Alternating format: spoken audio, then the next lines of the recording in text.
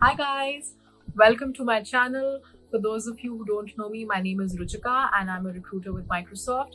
I have been a recruiter for about 9 years now, so it's been a fairly long time interacting with the student community and with job seekers. This is it, the placement series, and this is episode 4 of the placement series. What are the don'ts of an interview?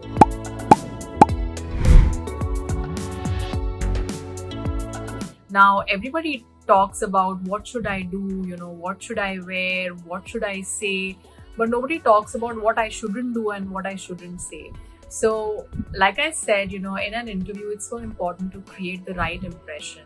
And some of the things that will really help you not create the wrong impression are the things that I will be talking about in the next 10 minutes. So make sure that you stay on till the last. Do not skip because it's so important that you get this right. All right, so the first one, which is my favorite as well, something that's really important, and please never ever do this in an interview, is never ever ask for feedback or any kind of validation from the interviewer once the interview is done.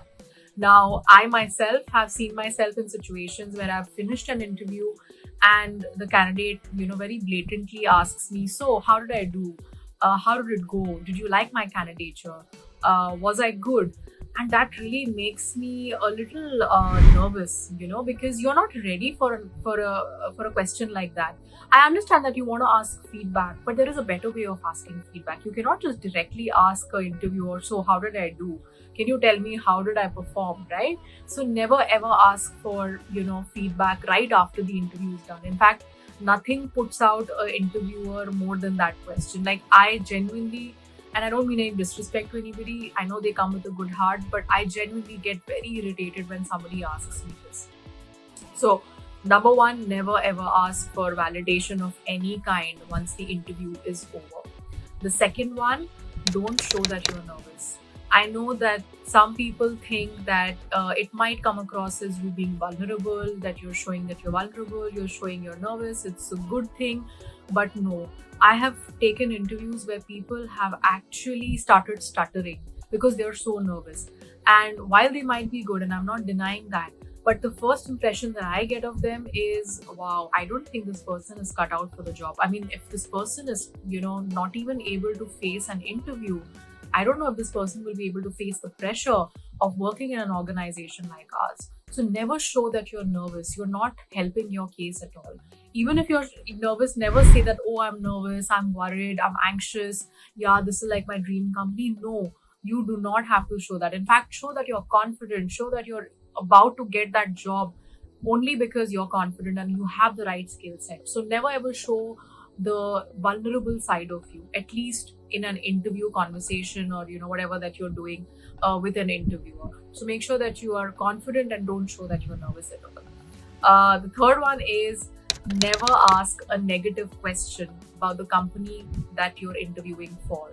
Now, this one also is something that is my pet peeve, and I get really put off when somebody asks me a very negative question about my company. It could be any company, any of my previous companies as well.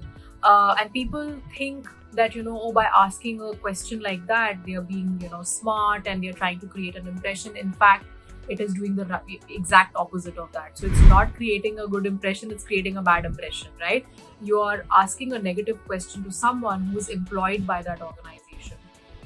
And I maybe you want to probably talk about something negative, or maybe that organization was in the news for something negative, but what you're going to come out of it is nothing. So you probably might lose out on that opportunity as well, or you probably, the person might assess you as a negative person or someone who does not look up to that brand.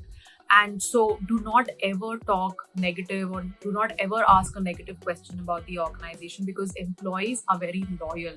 They have to be very loyal. This is not like a gossip session that is going on where you go and talk about something really negative and try to find out what's happening, the juicy gossip of the organization not happening. That's not the place to talk about it. So make sure that you never ever ask a negative question about the organization.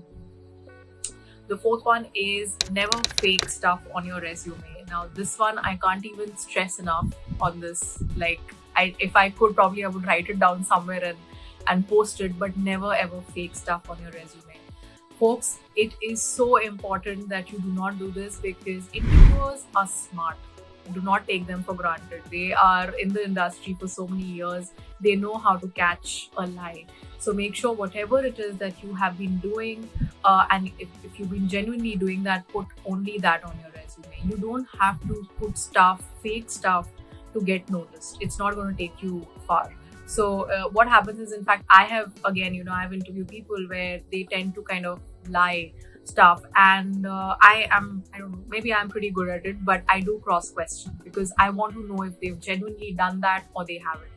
And when I get to know that they did not do it, it just puts me off because I do not want a person who is lying to be a part of an organization like ours, because if they are capable of lying on their resume, who knows what they're capable of, right, in the future.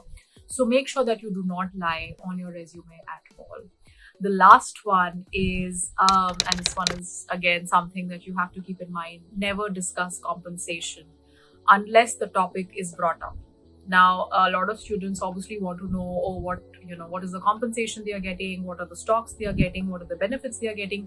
But an interview, especially if it is a technical interview, is not the right place. Even if you are the star coder or the brightest of the lot, and you probably have like a lot of offers in hand, and the company wants you desperately, do not ever ask about the compensation in a technical interview.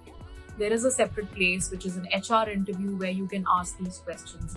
But if you need to avoid asking compensation benefit related questions in a technical interview. And the reason why, because technical interview is only focused on assessing you or your skills technically, right? Are you technically sound to get in there? That's not the place to discuss compensation. How much will I get? What will be the take home salary?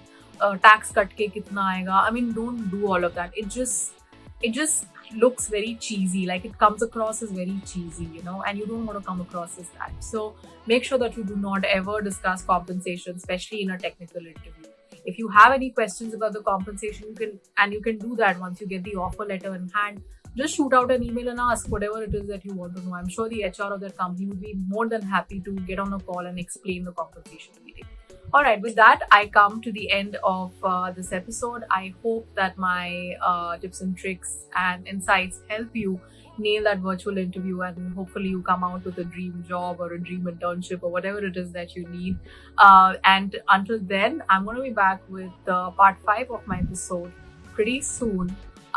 Till then, you stay home and stay safe. Take care. Bye.